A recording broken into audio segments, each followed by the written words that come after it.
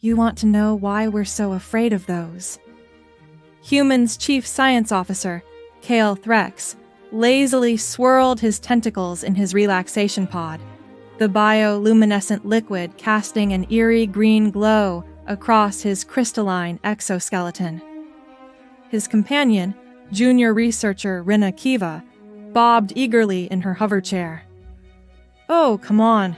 They're basically hairless primates who barely made it off their rock. What's so terrifying about them? Rina Kiva's antenna twitched with barely contained excitement. Fresh out of the Galactic Academy, she had that irritating enthusiasm that made Kale Threx feel every one of his 387 cycles. Ha! Kale Threx's laugh came out as a series of clicking sounds. That's exactly what Ambassador Callan Voss said before. The incident. He paused dramatically, watching with satisfaction as Rina Kiva's scales shifted from their usual azure to a pale lavender, the universal sign of curiosity among the Gentarians. What incident? There's nothing in the official archives about any major human incidents. Her hover chair drifted closer, completely forgetting proper protocol about personal space bubbles. Of course not, Kale Threx chittered. The council buried it deeper than a Morgaxian dustworm. But I was there. I saw everything. He pulled himself up from his relaxation pod, his exoskeleton crackling with the static electricity of remembered terror. It all started during Standard Cycle 3472 at the annual Galactic Sciences Conference on Proxima Station. We were showcasing our latest achievements in genetic engineering. You know, the usual boring stuff. Creating better food sources, curing diseases, designing more efficient waste recyclers. Rina Kiva's antenna drooped slightly. That doesn't sound very terrifying. Oh, just wait. Kale Threx's secondary eyes glowed with remembered intensity. Everything changed when Dr. Celia Norris and her team showed up. A human scientist? But humans weren't even part of the Galactic Council then. Exactly. They were there as observers. Kale Threx's mandibles clicked in what passed for a smirk among his species. The Council thought it would be a good gesture of goodwill, showing the humans how advanced we were. Maybe convince them to share some of their peculiar innovations. You see, humans have this fascinating habit of solving problems in the most bizarre, roundabout ways possible. He paused to activate his memory crystal, projecting a hologram of a tall human female with dark curly hair tied back in what humans called a ponytail. A rather disturbing name, considering they didn't actually have tails. Dr. Norris was brilliant, even by human standards. While we were showing off our carefully crafted genetic solutions, she was taking notes with this ancient technology called a pencil, literally crushed carbon deposits on processed tree pulp. Can you believe it? But her eyes were doing that thing humans do when they're having what they call ideas. Rina Kiva leaned forward, her scales now shifting to a deep indigo of fascination. What happened next? Well, during the presentation of the grand solution to the Morgaxian plague, you know, the one that was devastating their agricultural colonies, Dr. Norris raised her hand. Now, you have to understand that this plague has stumped our best minds for decades. We'd spent countless resources trying to engineer a virus that could counter it. Kale Threx's voice dropped to a whisper, forcing Rina Kiva to drift even closer. She asked, and I quote, "Have you guys tried spicy food?" Spicy food? Yes, apparently humans had engineered their food to cause pain when they ate it. For fun. They called it capsaicin, a chemical compound that literally triggers pain receptors. And Dr. Norris had noticed that the molecular structure was similar to the Morgaxian plague's weak points. Kale Threx's exoskeleton shudders. But that was just the beginning. When we explained that we couldn't possibly introduce such a dangerous compound into a food supply, She just laughed. That terrible human laugh that shows all their teeth. Did you know they're the only species that shows their bone protrusions as a sign of friendship? Terrifying. The next day, she came back with something even worse. She called it hot sauce, some kind of human chemical warfare agent that they willingly put in their food. But here's the truly horrifying part. It worked. One application of this hot sauce killed 99.9% of the plague bacteria. The remaining 0.1% probably died of shock. Rina Kiva's scales had shifted to the white of disbelief. But that's good, isn't it? They solved the problem. Oh, my naive young researcher. Kale Threx's tentacles wrapped around his relaxation pod's edge. That was just the first day of a week-long conference. You haven't heard about what happened when they learned about our energy crisis. Or when Dr. Norris's assistant, Jax Callan, got his hands on our artificial gravity generators. Or, worst of all, when they introduced us to something they called coffee. The memory crystal flickered, showing scenes of chaos, scientists running in panic, experimental equipment exploding in surprisingly colorful ways, and humans. Humans everywhere, grinning those bone-showing grins while solving supposedly impossible problems with solutions that defied all logical sense. But if you really want to know why the Council classified everything about that week, Kale Threx continued, his voice dropping even lower, I'll tell you about the final day. The day we learned why humans are the only species in the known galaxy that still maintains what they call action movies. Action movies? Rina Kiva's scales rippled with a mixture of confusion and anticipation, creating a mesmerizing pattern of turquoise swirls. You mean those primitive entertainment simulations where humans pretend to explode things? Kale Threx's bioluminescent spots pulsed with what could only be described as traumatic remembrance. Oh, if only it were that simple. But let me tell you about what happened on day 3 first. You see, after the hot sauce incident, the Council thought they had everything under control. They assigned additional security measures, installed extra safety protocols, and even implemented a new rule requiring all human suggestions to go through 17 layers of bureaucratic approval. He paused, his tentacles writhing in agitation. They didn't account for human boredom. The memory crystal flickered again, showing a different human, a shorter male with spiky black hair and what appeared to be decorative circles around his eyes. Jax Callan, Dr. Norris's assistant. While everyone was distracted by Helena's increasingly concerning solutions to our genetic engineering problems, Jax had grown restless, you see. Humans have this peculiar inability to sit still when they're not actively causing chaos. They call it fidgeting. Rina Kiva's antennae perked up. Oh, I read about that in xenobiology class. It's a symptom of their extremely inefficient energy processing system, right? That's what we thought too. Kale Threx clicked his mandibles in frustration. But no, they do it because they're thinking.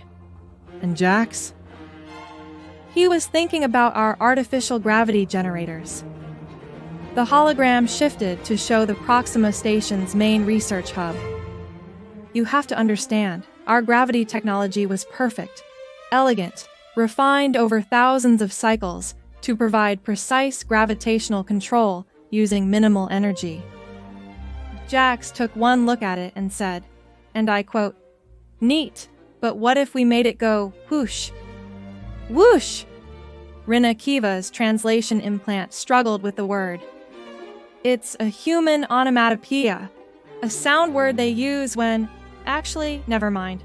The point is, while we were all focused on maintaining proper safety protocols, Jax somehow convinced junior engineer Zarlek that our gravity generators could be improved by adding something he called momentum conservation.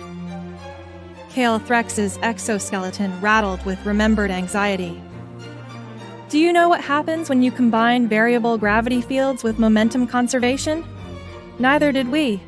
It turns out you can create what humans call a gravity slingshot effect. One moment, everything was normal. The next, we had researchers literally bouncing off the walls. The hologram showed chaos in perfect clarity.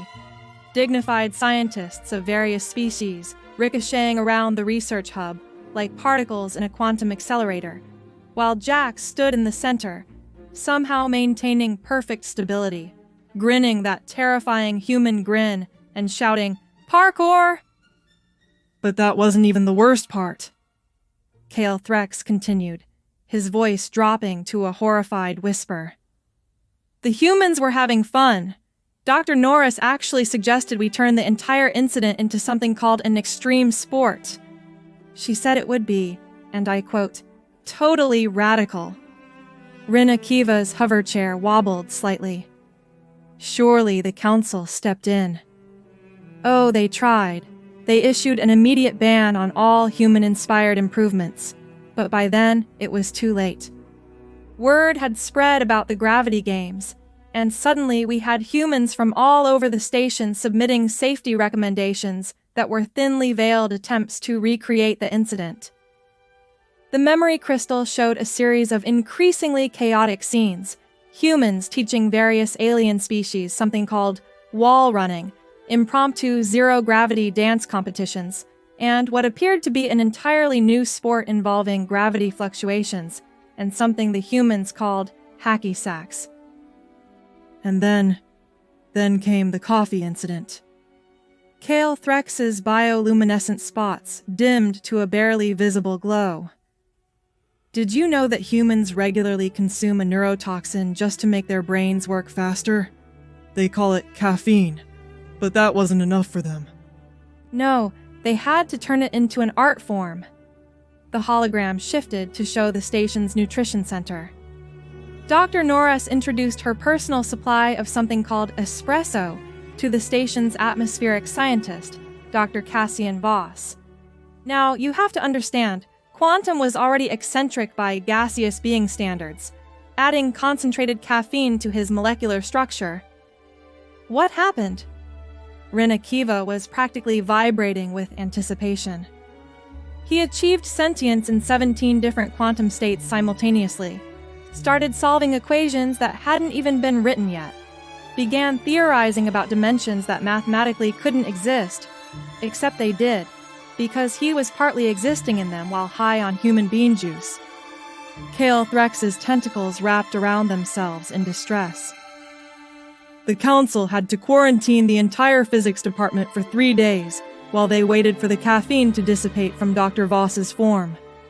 By the time he returned to normal space-time, he'd revolutionized quantum mechanics and left a series of equations that still give our best mathematicians nightmares.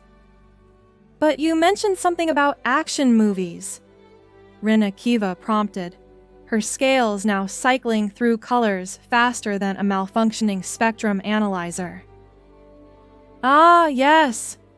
Kale Threx's voice took on an almost reverent tone of horror. That was the final day. The day we learned why letting humans watch explosion-based entertainment for their entire evolutionary history might have been a slight miscalculation on the universe's part.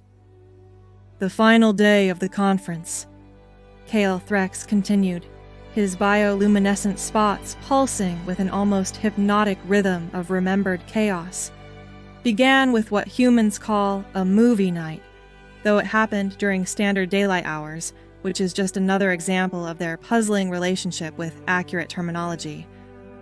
But why would watching entertainment simulations cause such concern? Rina Kiva's antennae twisted into the Gentarian equivalent of a raised eyebrow. Because, my naive young researcher, the humans didn't just watch their action movies. They learned from them. Kale Threx's mandibles clicked rapidly in distress. The showing was supposed to be a cultural exchange, something called Die Hard, a title that makes absolutely no sense since the protagonist clearly lives through the entire simulation. The memory crystal flickered to life again, showing a large gathering of various species in the station's main auditorium. Do you know what happens when you show a room full of the galaxy's brightest scientific minds a human entertainment product specifically designed to showcase improbable solutions to life-threatening situations? They analyze its scientific inaccuracies? Rina Kiva suggested, hopefully. Kale Threx's laugh echoed through the chamber like shattering crystal. If only. No, they started taking notes. Dr. Norris and her team had somehow managed to convince everyone that these action movies were actually human training documentaries, educational materials about emergency problem solving. The hologram showed various alien scientists scribbling frantically while watching scenes of explosions and improbable physics. By the time we reached the scene where the human protagonist improvises an explosive device from cleaning supplies, 3 different chemical engineering teams had already submitted research proposals. The Pyroxians were particularly interested in something called duct tape. Apparently humans can fix anything with it. But surely the Council recognized. The Council, Kale Threx interrupted, his tentacles wrapping themselves into stress knots, was too busy dealing with the fact that Dr. Voss, still slightly caffeinated and existing in multiple quantum states, had begun theorizing about the practical applications of action movie physics to our existing technologies. The memory crystal displayed a chaotic scene, a gaseous being, glowing with unusual energy patterns, rapidly expanding and contracting while projecting complex mathematical equations into the air. He called it the rule of cool, a theoretical framework suggesting that the probability of success for any given action increases proportionally with its visual impressiveness and inversely with common sense. That can't possibly work, Rina Kiva protested, her scales shifting to the deep purple of scientific skepticism. That's exactly what we thought, until Jax Callan decided to test the theory. Kale Threx's exoskeleton shuddered so violently that his relaxation pod rippled. Remember the gravity generators he'd modified? Well, he combined that technology with something he called video game logic, and Kale Threx had to pause, taking a moment to compose himself while his bioluminescent spots flickered erratically. He turned the entire research wing into what he called a speed-running challenge. Scientists were literally wall-running through the corridors, using momentum conservation to break the laws of physics, all while Dr. Voss's equations actually validated their success rate. The hologram showed scenes that defied explanation, dignified researchers of various species sliding under closing security doors, performing acrobatic maneuvers through gravity-altered zones, and using laboratory equipment in ways that violated at least 17 safety protocols and possibly several laws of physics. But the real crisis came when Dr. Norris, who had apparently been saving the best for last, introduced something she called MacGyver episodes to the engineering department. Kale Threx's voice dropped to a terrified whisper. Do you know what happens when you show beings with advanced degrees in quantum mechanics and artificial intelligence how to improvise solutions using primitive tools and random objects? Rina Kiva's hover chair drifted backward slightly. I'm not sure I want to know. Chaos. Beautiful, terrible chaos. Kale Threx's tentacles gesticulated wildly. Within hours, the entire station had been transformed into what the humans called an awesome obstacle course. The hydroponics lab became a swinging vine challenge. Don't ask me where they got the vines. The quantum computing center was repurposed into something called a boss fight arena. And the cafeteria. Oh, the cafeteria. Kale Threx continued, his voice trembling. The cafeteria became ground zero for what humans call food fights, though calling it a fight is like calling a supernova a warm day. The memory crystal projected a scene that could only be described as orchestrated culinary warfare. It started when Jax Callan discovered that our molecular gastronomy station could be reprogrammed to create something he called pizza dough projectiles. Dr. Norris, meanwhile, had somehow weaponized the salad bar's anti-gravity freshness field into what she termed a vegetable velocity enhancer. Rina Kiva's scales shifted to a fascinating mix of horror and amusement. Surely the station's safety protocols... Safety protocols. Kale Threx interrupted with a sound that might have been either a laugh or a sob. The humans had convinced our AI safety system that it was participating in something called team-building exercises. The system actually started keeping score.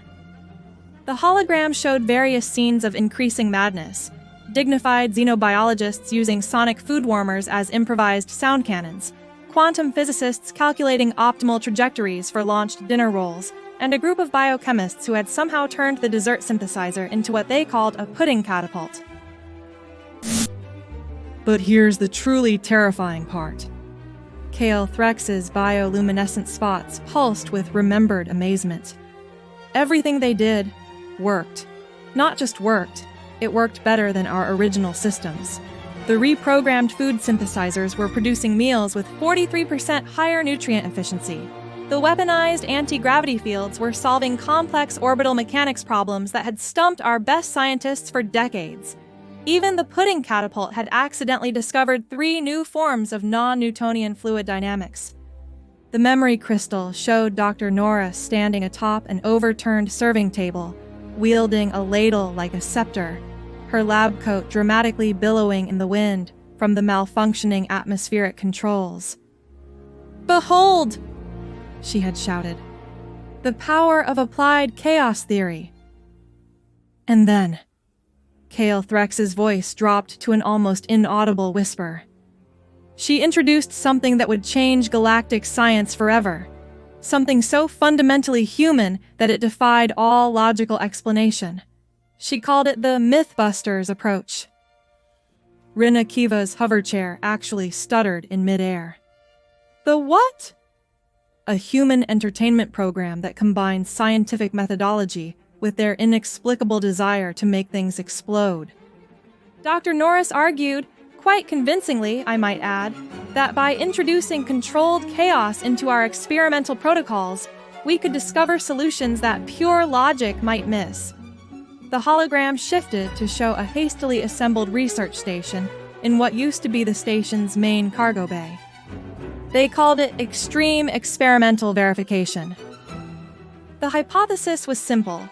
If something works in an action movie, and you can explain it with sufficient scientific jargon, there's at least a 50% chance it will work in reality, especially if you add enough enthusiasm and dramatic background music. That's not how science works, Rina Kiva protested. That's exactly what the council said, right up until Jax Callan successfully teleported a sandwich using nothing but rewired food synthesizer parts, and what he called video game glitch exploitation theory. The memory crystal showed the historic moment, a simple nutrient disk simultaneously disappearing from one end of the cargo bay and reappearing at the other, accompanied by sound effects that Jax had apparently added for dramatic flair. The equations, they made no sense. And yet, when you added in Dr. Voss's rule of cool calculations and adjusted for what Dr. Norris called narrative causality, everything suddenly worked. It was as if the humans had discovered a whole new branch of physics, one that operated on the principle that anything is possible if you approach it with sufficient creativity and a complete disregard for conventional limitations. Kale Threx's tentacles twisted into complex shapes as he struggled to express the magnitude of what happened next. And then they decided to attempt something they called a season finale, because apparently all this chaos wasn't entertaining enough without a big finish. The memory crystal's image began to flicker erratically, as if the very memories were too chaotic to properly record. They combined everything: the modified gravity generators, the quantum coffee experiments, the action movie physics, the MacGyver improvisations, and something they called anime logic, which I still can't talk about without getting a headache. The season finale, Kale Threx continued, his bioluminescent spots now pulsing in patterns that would give a seizure to anyone with fewer than 3 sets of eyes, began at exactly 3:47 station time. Why that specific time? Because according to Jax Callan, it's always 3:47 in action movies. The memory crystal struggled to display the scene, the holographic projection flickering and distorting as if the very memories were too chaotic to properly render. They called it Operation Physics? What physics? And yes, the question mark was apparently crucial to its success. Rina Kiva's scales had shifted to a color that hadn't been documented in any xenobiological database, somewhere between existential dread and morbid fascination. What did they do? They decided to prove, once and for all, that Dr. Voss's rule of cool was actually a fundamental force of the universe. Kale Threx's tentacles wrapped around his relaxation pod so tightly they left imprints. Dr. Norris stood in the middle of the main research hub, now completely transformed into what they called an epic boss battle arena, and announced, and I quote, "Time to make science awesome." The hologram showed the scene in all its terrible glory. Dr. Norris, wearing what appeared to be a lab coat modified with lead strips for dramatic effect, she'd insisted, standing atop a platform made of repurposed gravity generators.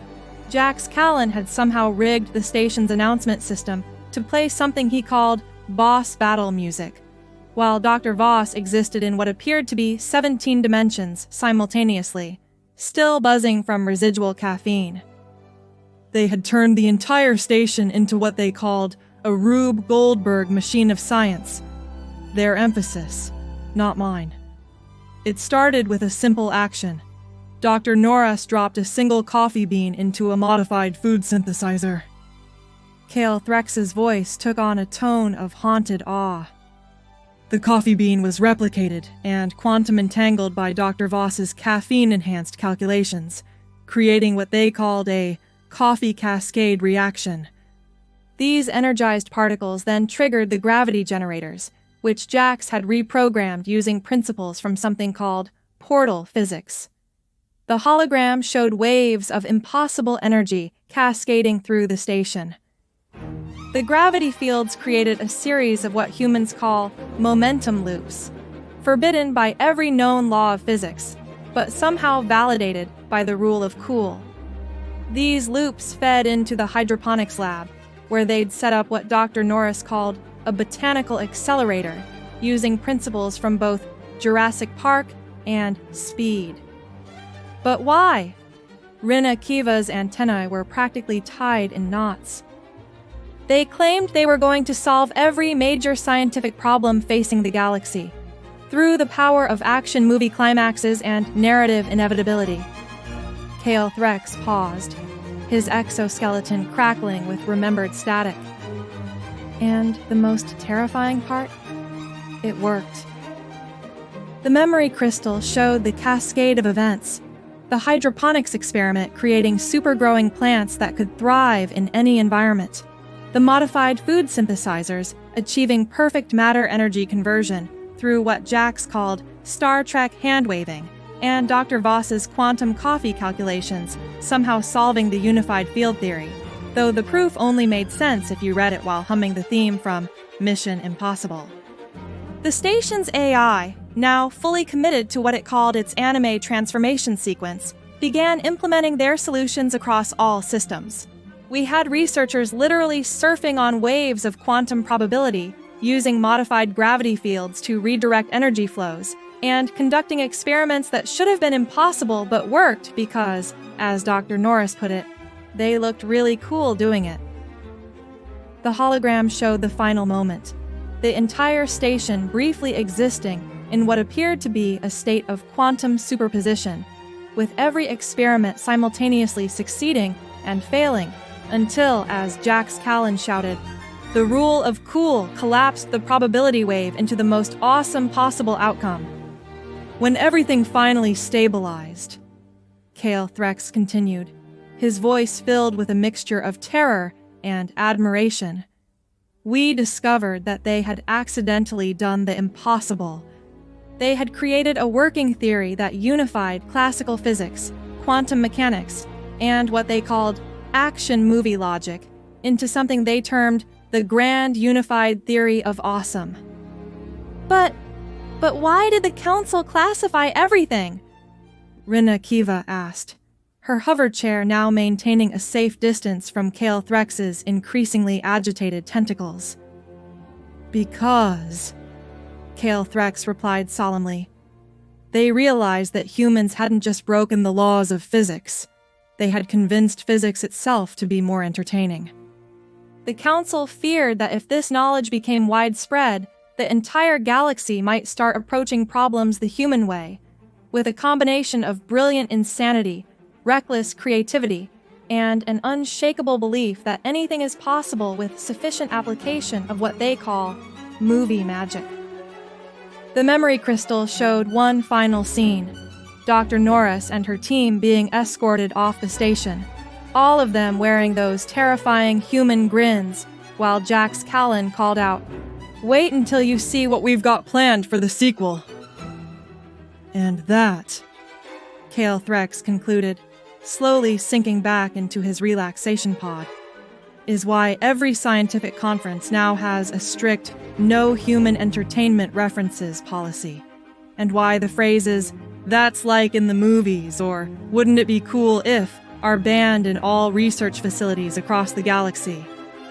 Rina Kiva sat in stunned silence for a moment before asking, "But what happened to their discoveries?"